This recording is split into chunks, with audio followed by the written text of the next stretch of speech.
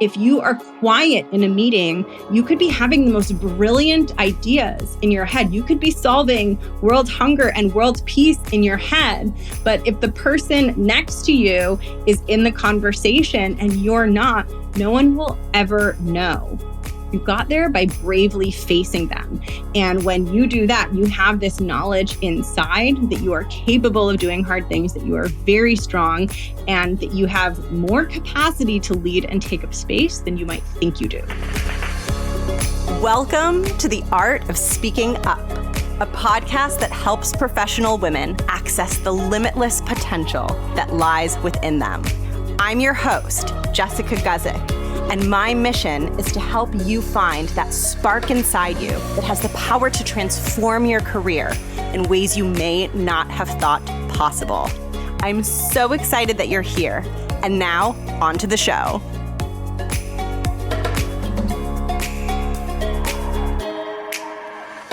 Welcome to the show. Thank you so much for tuning in. If you're new here, hello. My name is Jess. I'm the host of this podcast. I'm a career and leadership coach for women in the 9-to-5 space.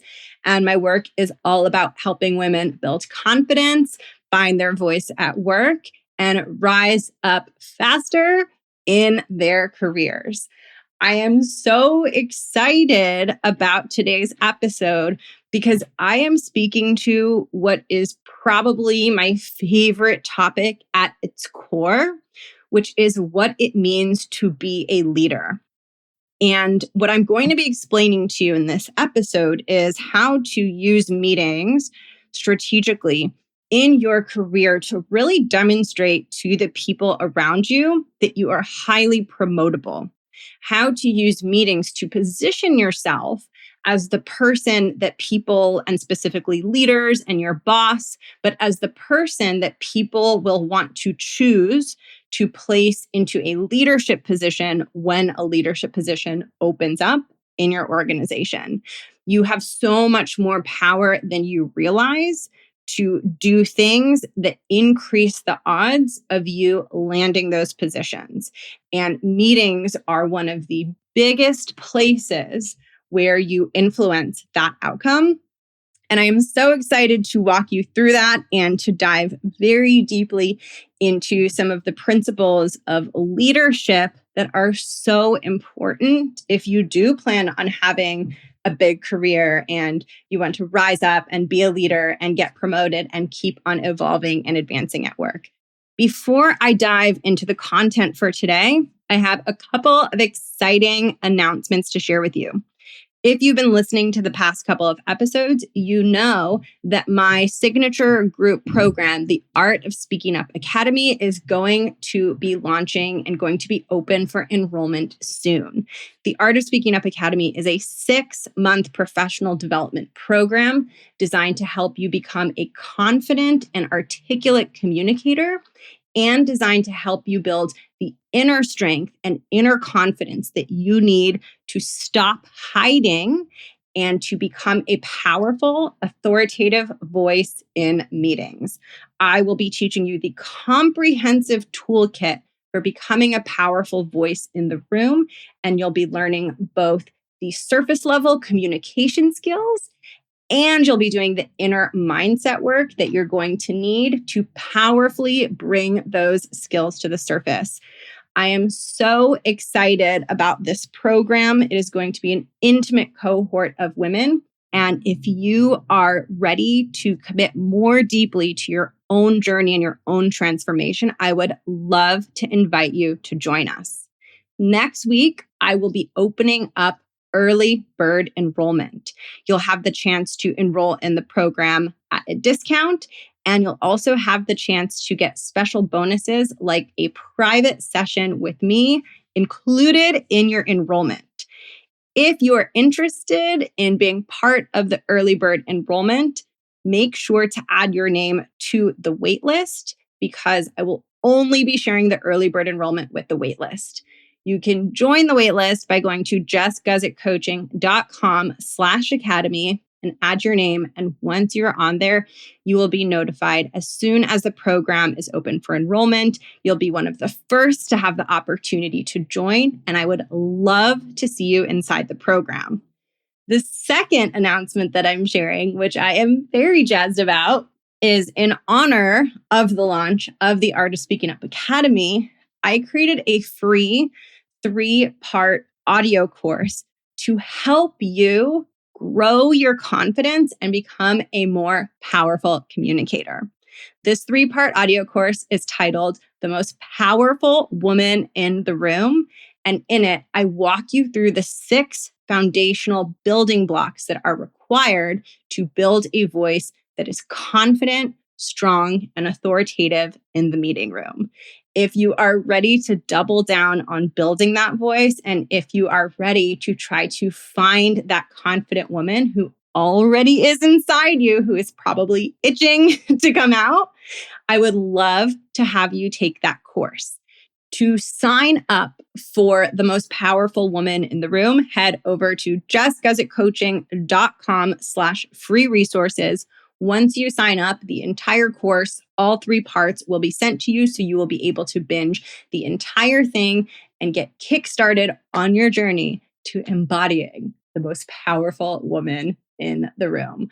I love the course so much. I love the name so much. I love the concept of being the most powerful woman in the room so much. It literally makes my entire body tingle. And I hope it does the same for you when you take the course. I will link it below.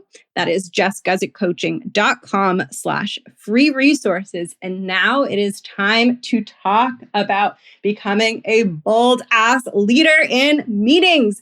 This is so important. I feel like what I'm sharing in today's episode matters almost more than anything else. And I honestly feel like what I'm about to share it's about so much more than meetings. What I'm really sharing is about who you're being in meetings. And when you become the person who is showing up in meetings in a way that makes people around you want to promote you, you are also showing up as a bigger version of yourself, right? It's not just about that one meeting. It's about you transforming from someone with an employee mindset, someone who lets your fears and doubts get in the way, someone who's hiding and playing small. It's about transforming from that person into a confident, strong, bold, mature leader. That is what I want for you.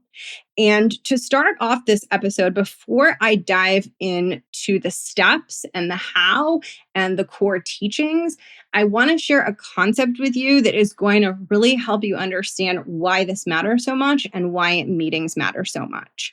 And this is for those of you that want to have big growth in your career, big leaps in your career, right? This is for those of you that are eyeing some of those more senior management positions and thinking like, oh, I want that one day. That's where I want to be. Now, in your career, in order to get to those positions, you are going to have transitions where you are being promoted from a role that you've done into a role that is a stretch and bigger and a challenge relative to what you've done before. There is no way to grow into those management roles and to keep moving up without making these leaps from a role that you've gotten good at, that you've proven yourself at, that people know that you can do, to a role where you are unproven and you are making a leap into something new and stretching into something new. This is really important because the leaders in your organization, especially your manager, but possibly other leaders too, they're the ones that make the decisions around who to put in those roles and who to promote. And when a big opportunity opens up, who they want to move into that opportunity. And if it's a role or an opportunity that is bigger than what you've done before, it means they don't have hard evidence that you can do these things because by definition, making a big leap, making a quantum leap in your career means doing something that you haven't done. And again, you need those quantum leaps in order to be on that trajectory towards these bigger leadership positions over the medium and long term. So inherently, you're asking someone to bet on you. And when someone is betting on you, they're putting themselves at risk and they're putting their neck on the line for you. And so the question here becomes, how do you give leaders and your boss the confidence to do that? That takes not just thinking that you're good at your job. That takes someone wanting to push for you, wanting to fight for you, wanting to advocate for you to jump into something that you don't yet have a track record for. How do you get someone to do that? The way that you get someone to do that is you make it really easy for them to imagine you in that new role. This is so important. Imagination means thinking in our minds about something that isn't real, that hasn't happened. You need to make it very easy for your leaders to think about you in their minds as succeeding in those new roles, even though they have never seen it before. You need to make it really easy for them to imagine that. And this is where meetings become critically important, because who you're being in meetings and how you're showing up in meetings and the level and quality that you're contributing at is going to determine whether it is easy for them to imagine you making that leap. So the goal of what I'm teaching you in this episode and the goal of these principles and the goal of this 4-part roadmap is to give you a set of behaviors that help the leaders around you envision you succeeding in a role that they have not yet seen you succeed in. What you are communicating to them when you do these things is that you can easily overperform in your current role and that your thinking is more advanced and that your ability to lead is more advanced than your current role. Therefore, it makes sense for them to imagine you in a bigger role and to advocate for you and to believe that you will succeed. So there are 4 steps to this, 4 levels of this, and they build upon one another. So I'm going to list them from the easiest step to the hardest, scariest step. So the 4 steps to this, the 4 ingredients to this, I call present, thinking deeply, moving forward, and relentless. And each of these is a principle that guides your behavior and how you are showing up and how you are acting in meetings. And I'm going to start with the easiest ones, which are the ones where you're the least exposed, you're taking up the least amount of space. These are the least scary, and they're going to increase in terms of scariness and exposing yourself. And I know that exposing yourself can feel just wildly terrifying. I see you so much in that, if that is you, because that was me. And what I want you to know, if being seen in a meeting feels really, really scary, is I want you to know 2 things. First, things that feel really scary can become much less scary over time with a little bit of focus and the right tools. So just because something feels scary, or just because I tell you something and it feels like maybe a stretch, or it feels like maybe it's not something that you can do, doesn't mean that that's true. And it certainly doesn't mean that that has to be true in the long run. Keep your mind open to the idea that something that feels hard and exposing might not feel that way for eternity, forever. That's the first thing. The second thing that I want to say is part of what it means to lead is to be seen.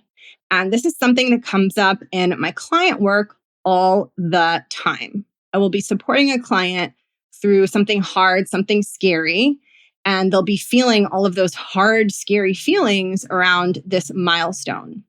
And usually when I'm working with my clients, the milestones that we're working on together are all building to this longer term outcome of them getting a role or a promotion that is really important to them. And what I'm always telling them is that you dealing with this hard thing now is building a muscle that you are going to be very happy you built when you get into that role. So when you challenge yourself today and you are willing to show up for and do this scary thing now, you are going to reap the benefits of that when you get promoted later. The actions that you take today and your willingness to face your fear today shrinks your imposter syndrome in the future. It makes me think of like investing, and people invest in futures and whatever, and you're like investing in, I don't know, the price going up or down. But the scary action today is an investment in your confidence in the future. So as you lean into these behaviors in meetings today, I guarantee you that when you find yourself promoted, you find yourself in a bigger position or even just a bigger project, something that feels like a stretch and challenging and scary, you are going to feel so fortified from the inside out because you didn't get to that place by avoiding all the scary things and hiding from the things that scare you and being in avoidance. You got there by bravely facing them. And when you do that, you have this knowledge inside that you are capable of doing hard things, that you are very strong, and that you have more capacity to lead and take up space than you might think you do. And when you know that those things are true, it makes it so much easier for you to step into these bigger spaces. So I want you to think of everything that I'm sharing in this episode as training for the future and training for that leadership position or that role that, if you don't do this work today, you are going to feel that much more afraid and that much more wobbly in that position. So with that being said, I'm going to walk you through the 4 principles: present, thinking deeply, moving forward, relentless. And these are things that I really credit my own professional success with. These are some of the things that I brought to the work that I did, that I brought to meeting rooms, that really helped me stand out. And I want to offer them to you so that you can not only stand out in your work environment, but so that you can also feel the feelings of confidence and power that comes with being able to be this way in the room. Okay, so present. So the first thing that leaders and executives need in order to have that ability to imagine you in a bigger role and to have that confidence to support you is they need to know that you're present, right? So I want you to imagine this situation. I want you to imagine that you are training 2 new employees. Let's say you have hired 2 new employees to work for your company, and you're walking them through a PowerPoint that is training them on how to do their job. And I want you to imagine that one of them is really, really quiet and just doesn't say anything the whole time. And then one of them is super engaged, and they're asking questions and they're making comments and they're talking about the content. You get to the end of the training and you find out that there is only one position and you need to choose one of these 2 employees to do the job that you just trained them for. Who are you going to choose and why? This is a really interesting situation because there's one employee that was thinking about the material, and what they were thinking about the material because they spoke to you about it. So you have data and information on this person. And then you have one employee where you have 0 data. You know nothing about this person based on walking them through this training. You don't know anything, right? Now, it's possible that the quiet employee who didn't say anything could be stronger. They could be the better candidate for the role. But when you think about making a bet on one of them, you're going to bet on the place where you have data and information. So if you had one employee who was engaged and showed you how they were taking in the material, and you felt satisfied with that, there are very few reasons to take a risk on the unknown. And I really want you to think of meetings that you're in, especially when there are executives and especially when there are leaders and especially when your boss is in that meeting.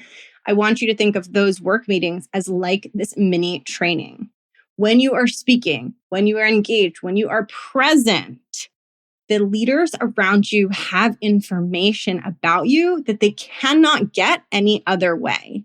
If you are quiet in a meeting, you could be having the most brilliant ideas in your head. You could be solving world hunger and world peace in your head. But if the person next to you is in the conversation and you're not, no one will ever know. And when you're silent in a meeting, unfortunately, it leaves people with a question mark, right? It's not that they think poorly of you. It's that they don't think anything of you because you haven't given them anything to think. And this is why presence, like I'm present, I'm here, I'm in the training, I'm engaged, I'm listening, I'm talking. That is why presence in meetings is so important, because this is how you show people I'm there with you. I'm thinking about this. This is important to me. And you erase the question mark and you give people the confidence that you're there and you're thinking about it. And this is so foundational. But this is the difference between being silent and participating. This is why it's so important to participate, even if you're not perfect. It's better to participate very imperfectly than not to participate at all, because it is so hard to build your career on a question mark, right? If people have a question mark about you, they have nothing to go off of.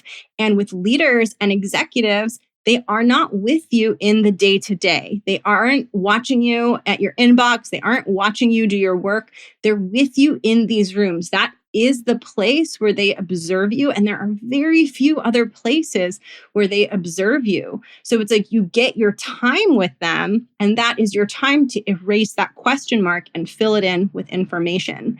And even if you share things that are imperfect, they still know that you're engaged and that you lean into the content and the material.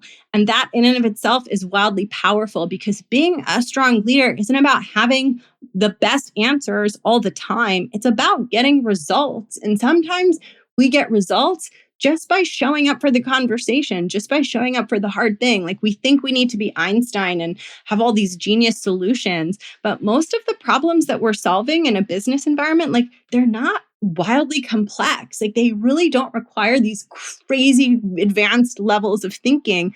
But I think so often you psych yourself out into thinking that they do. So you don't share the more simple, obvious thing that really would have gotten you noticed. So that is the power of present. That is the first rung on the ladder. The most foundational piece is show people that you are present there by being a part of the conversation. Doesn't have to be perfect, can totally be messy. Okay, the second one builds on this. The second one is thinking deeply. This is really, really important. So there are two ways to be in a meeting, right? You can kind of just be like watching everything, passive, letting people talk, letting them do their thing. When is this meeting going to end? When is it going to be over? Or your mind can be deeply engaged with the problem at hand. You can be focused. You can be thinking about it. You can be thinking about it with the same level of urgency that you think about the things that matter most in your life. Here's how I think about thinking deeply. This is how I was. I don't know if this is how you were, but like when I was in college and like when I was younger, if I had a crush on someone, I was thinking deeply about ways to run into them, ways to facilitate talking to them and interacting with them.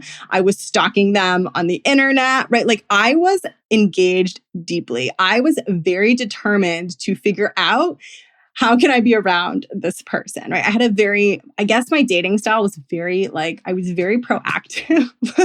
I didn't wait for men to come to me.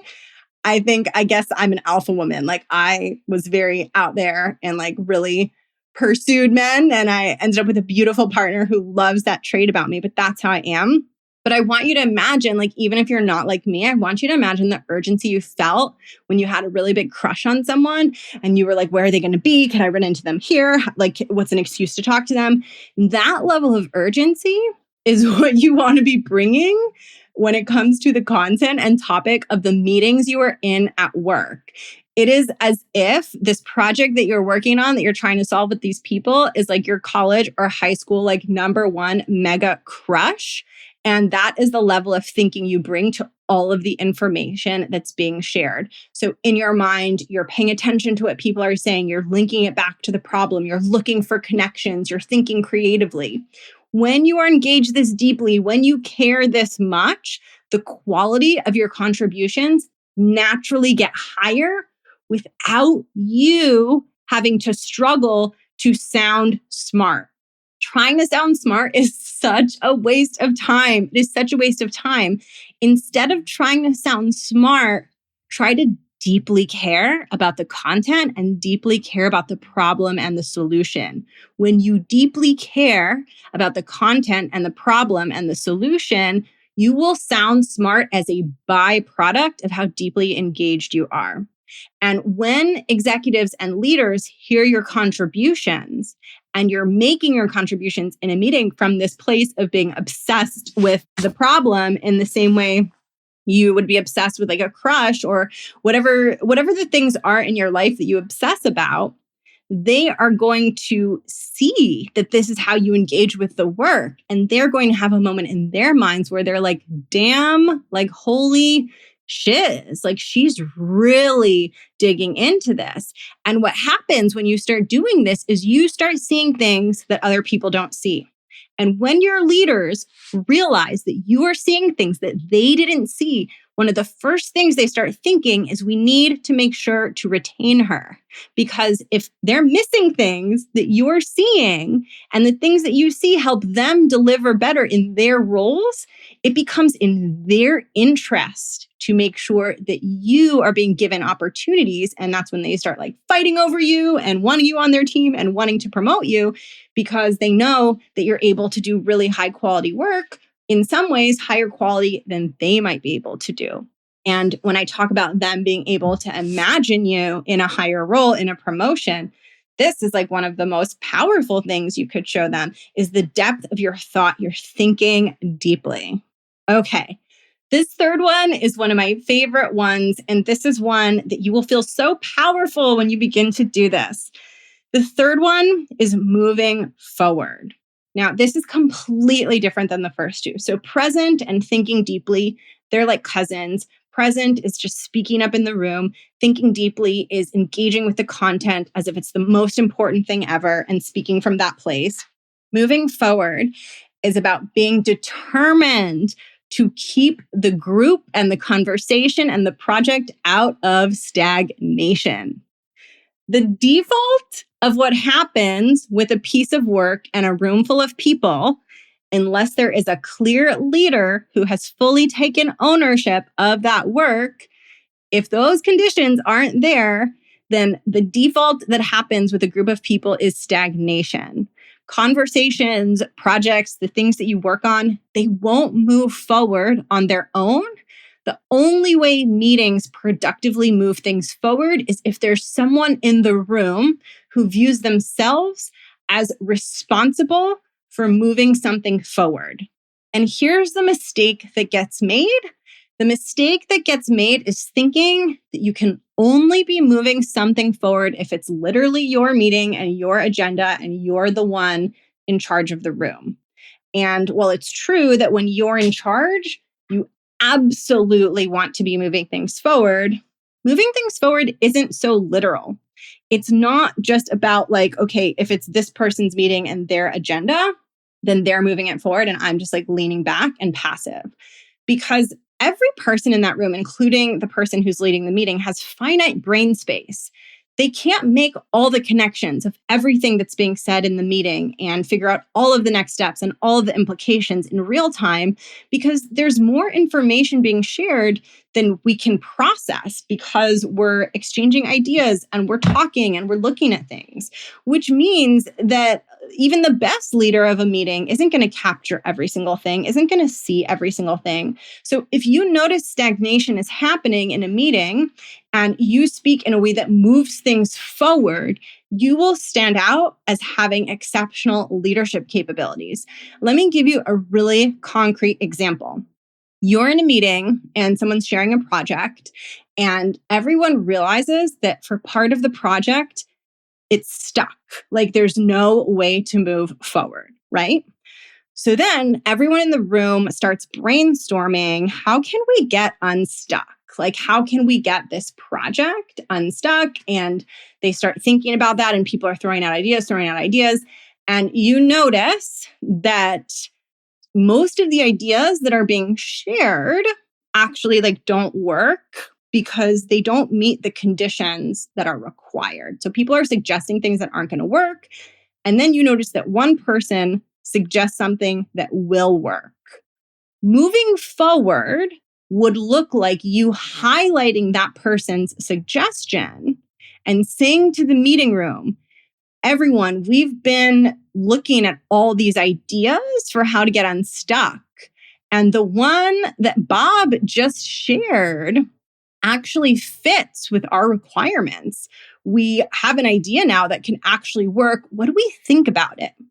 By you saying that, you moved everything forward and you helped the leader of the meeting. You made their job easier and you immediately position yourself as a leader. Maybe you're not the leader of the project, but when you start saying things like that and moving things forward, the leaders around you and your manager make a little mental note in their minds, a little check mark of oh shit, she's moving this forward.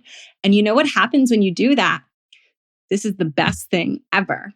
When you become the person who's always moving things forward, people start to learn that and notice that you are always moving things forward, and they start to get really lazy.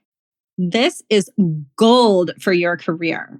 If people are getting mentally lazy in meetings, and you are the one who is engaged intellectually and making sure that the ball keeps rolling, then what will happen is people are going to enter into rooms expecting you to do that, wanting you to do that, and looking to you as the leader more and more often. This is one of the best things you can do for your professional reputation. And let me tell you, this is not the same as being the person who does all the work. This is not the same. This is being the person who is moving the work forward and at the end of the meeting, telling each person what their assignment is. So moving things forward and being the leader in the room positions you as a person in charge. And it also positions you as the person in charge without positioning you as the person to take on all the work and all the crap. And that is the goal that gets you ahead and helps you advance. So that is number 3, moving forward. And now number 4, possibly my favorite. I think a lot of you are going to really love this one. Number 4 is relentless. Relentless means that when you run into a barrier, you run into an obstacle, you just rush at it head on and you get so excited to solve it. So typically in work, at work, in corporate, whatever, problems, barriers, obstacles come up. This often happens in meeting. You realize in the meeting there's an obstacle.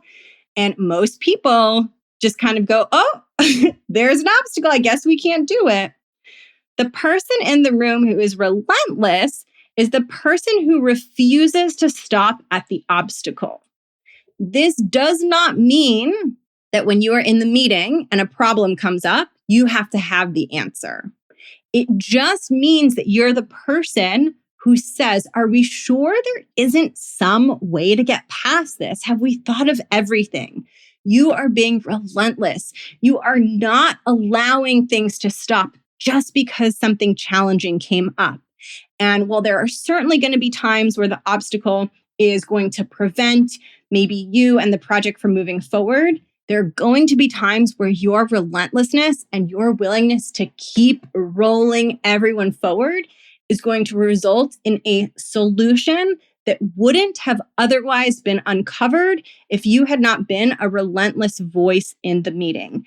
And when you lead people to solutions that they wouldn't have arrived at if you weren't in the room, executives start wanting you in the room.